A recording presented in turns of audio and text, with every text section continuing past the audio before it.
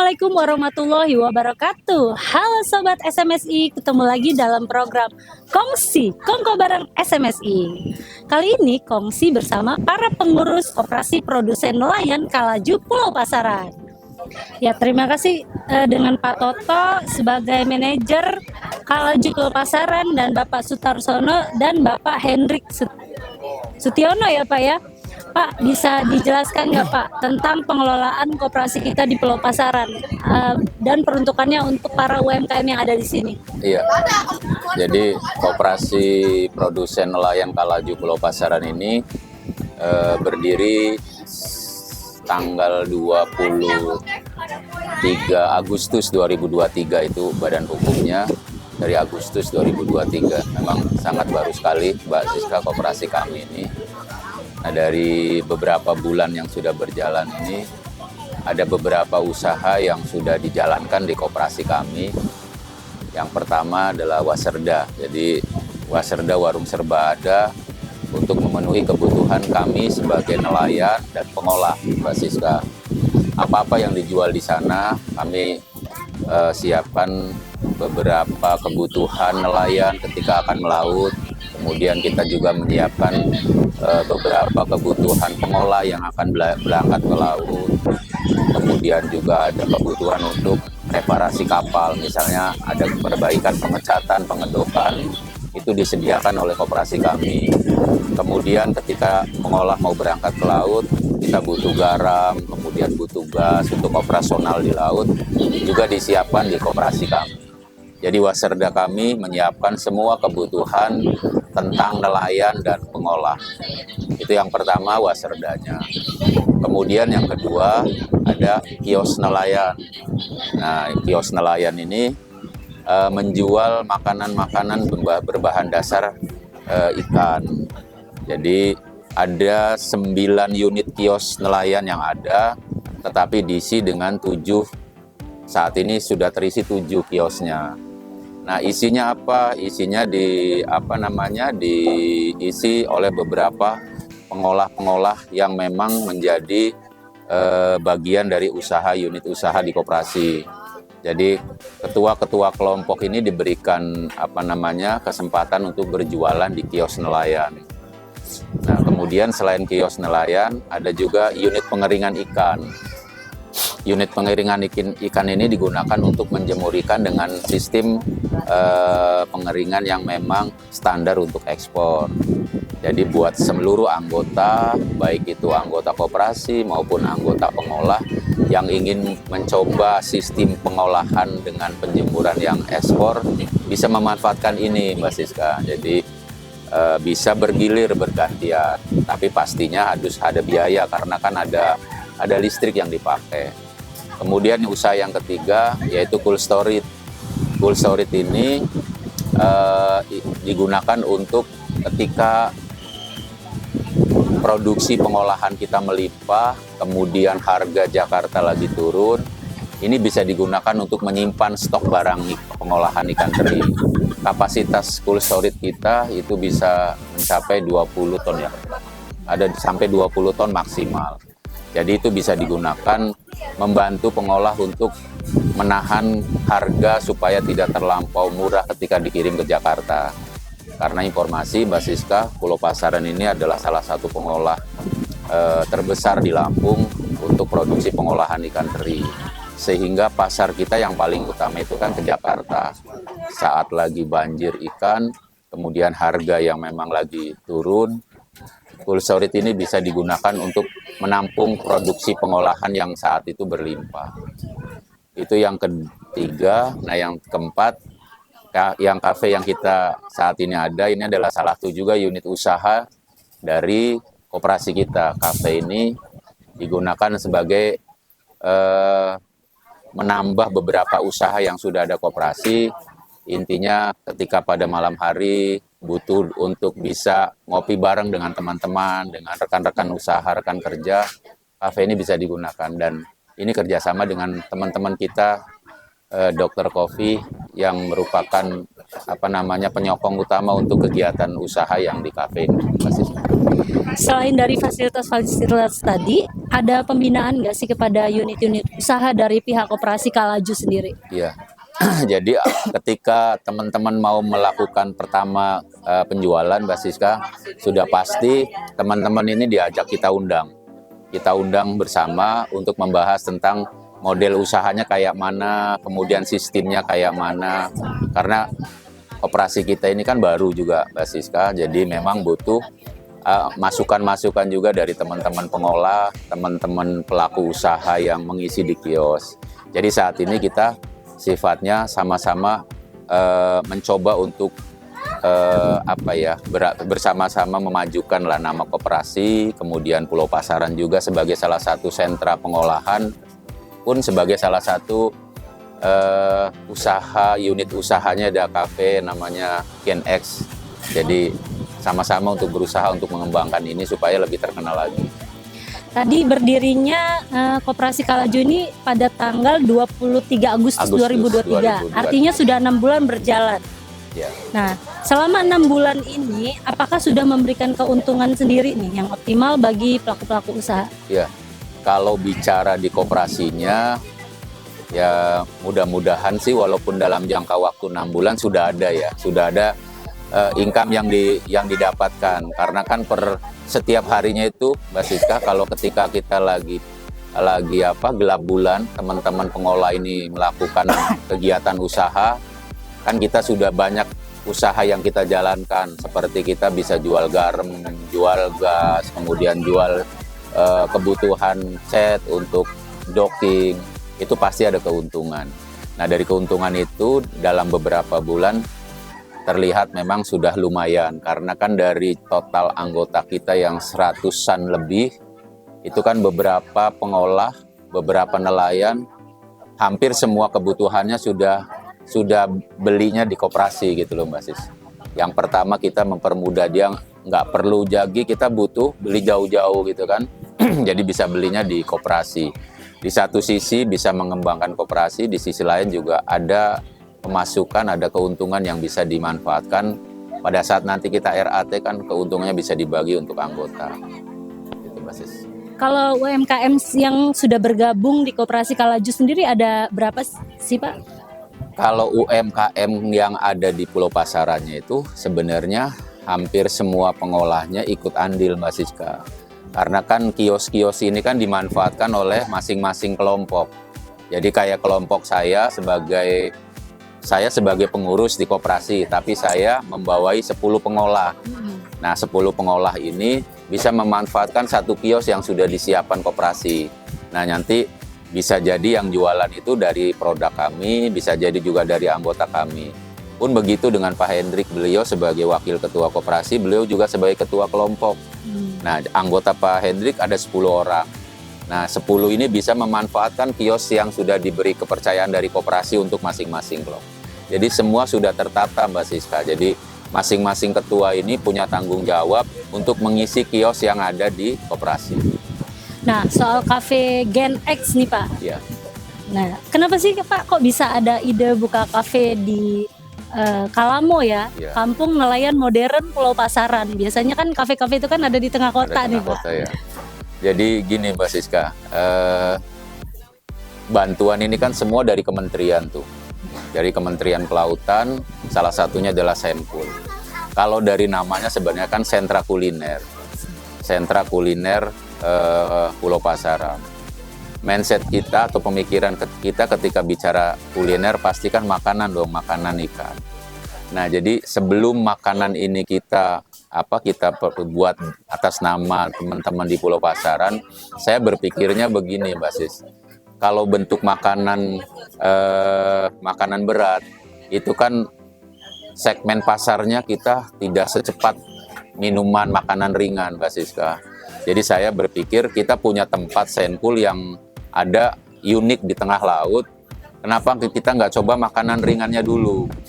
Kebetulan karena saya dengan beberapa teman-teman di kota yang punya kemampuan untuk bisa membantu, saya sampaikan saya punya tempat, tapi saya tidak punya ilmunya untuk mengembangkan kafe ini. Makanya saya komunikasi dengan rekan kita yang punya kemampuan seperti Dr. Kofi, Ketika saya sampaikan itu, sambutan dari teman-teman kopi dokter kopi baik gitu. Nah, makanya terjadi kerjasama. Jadi koperasi kami punya gedung, punya fasilitas. Rekan kita yang dokter kopi, dia punya ilmu, dia punya modal, maka terjadilah kerjasama ini.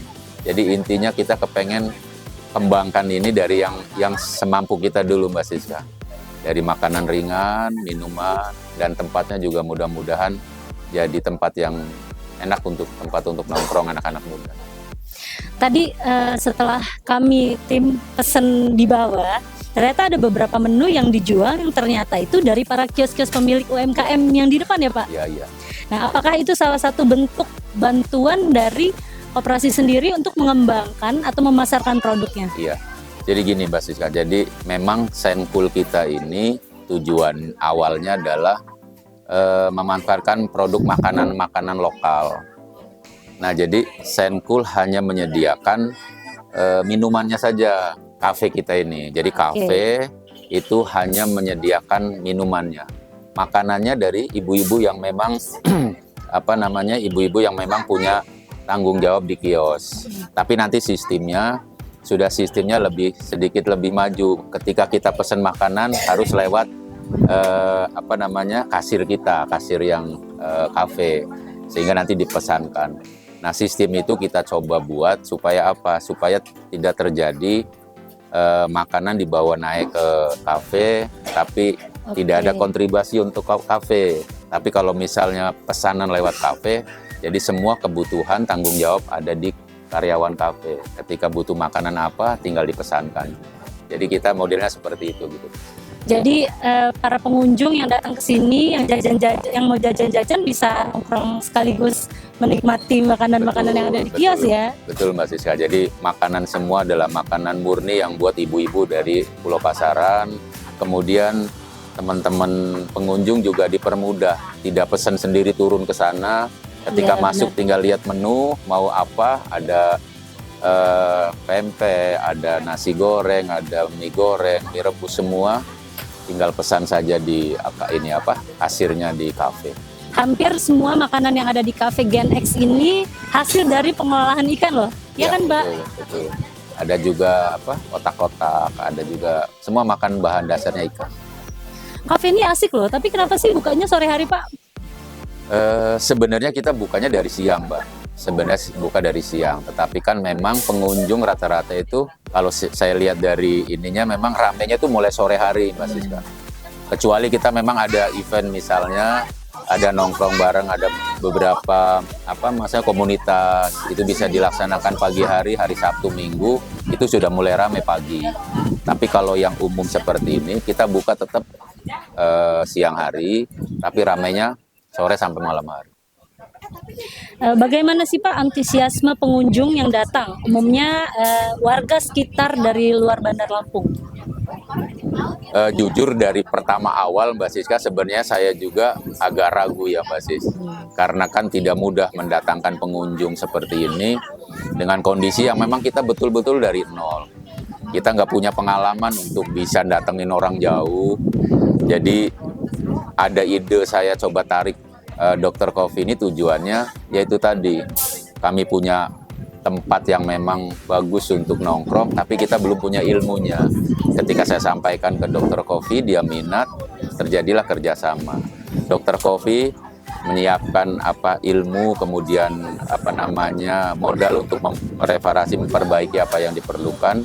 Nah, koperasi menyediakan anak-anak yang kerja. Tujuannya apa? Ketika anak-anak ini sudah mapan, sudah bisa, Dokter Coffee bisa melepas ini. Jadi tidak ada niat Dokter Coffee untuk terlampau panjang ini, jadi diserahkan sama anak-anak Pulau Pasaran. Nah, dari situ kita coba ilmu yang Dokter Coffee laksanakan di sana, kita coba di sini. Kemudian kita tarik anak-anak pulau yang memang punya website ya, informasi tentang sosial medianya yang lebih pintar, dia bisa jual ini gitu loh Mbak Siska. Sehingga lama-kelamaan ya sudah mulai banyak dari tamu dari luar datang. Kemudian juga influencer kita datangkan ke sini. ada beberapa influencer lewat kerjasama dengan Dokter Kopi, beberapa rekan-rekan Dokter Kopi diundang ke sini. Jadi alhamdulillah sekarang ini hampir di sekitaran kota Bandar Lampung sudah banyak yang berkunjung ke sini, Mbak Sis. Alhamdulillah, lumayan rame ya Pak ya sekarang ya. Dan Ini kita lihat Mbak Sis, pengunjungnya memang udah rame banget nih. iya, nanti malam. Tambah satu lagi, Mbak Sis. Jadi kalau di malam Kamis dengan malam Minggu itu kita coba berusaha kita live musik. Ketemu cuaca yang baik itu ada live musik.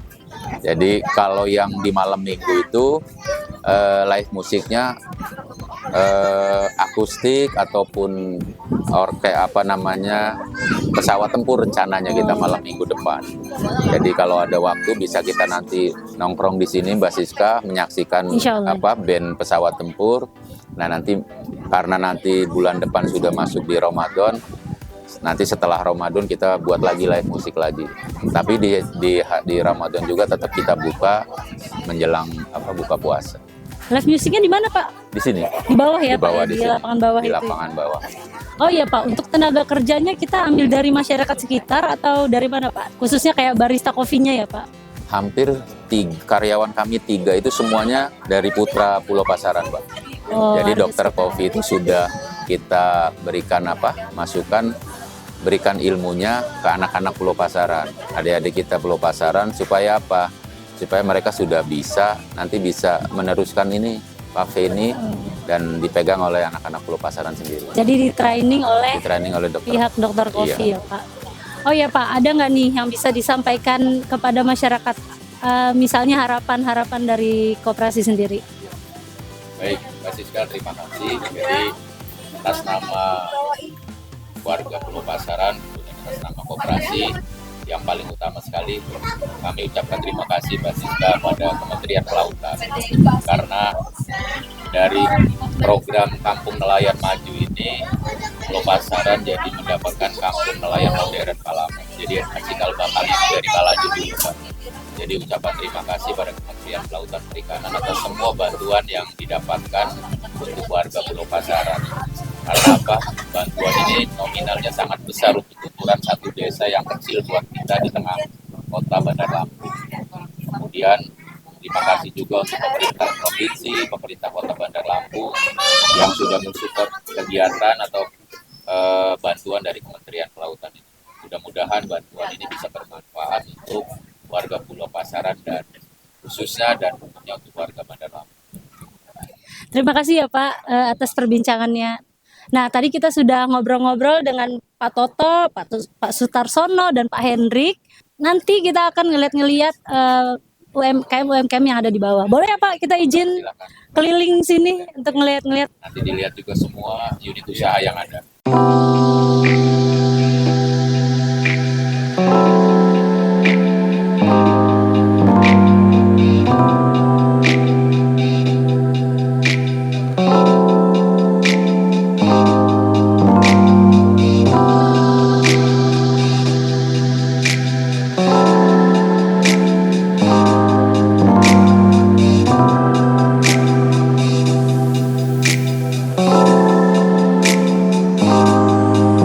Tempat buat penyimpanan ikan. Oh, ini jadi kayak kulkas berbentuk ruangan.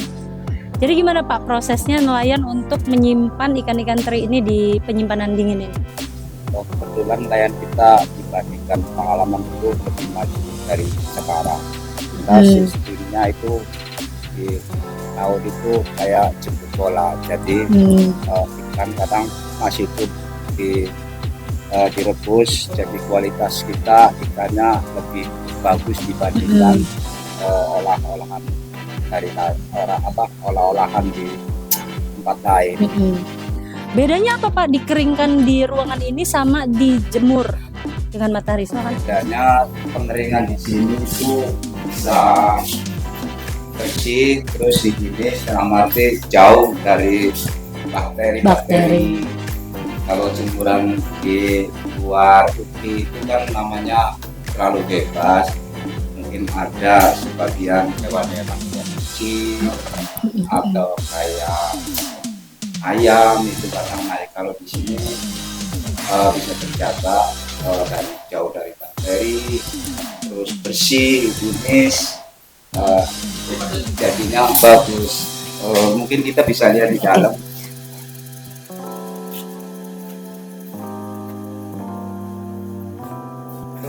Pak, jadi kalau udah dijemur di sini, perlu dijemur di luar lagi nggak?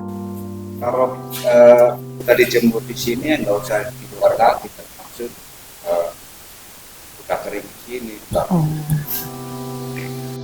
Jadi pengeringan ini nih bisa dimanfaatkan loh di saat musim-musim hujan saat ini.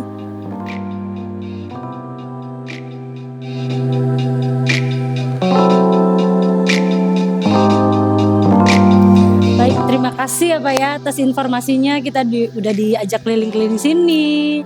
Tadi juga kita nongkrong bareng. Oke Sobat Kongsi, sekian informasi dari kami tentang Kampung Nelayan Modern di Pulau Pasaran. Sampai jumpa untuk episode berikutnya. Makasih Pak Toto.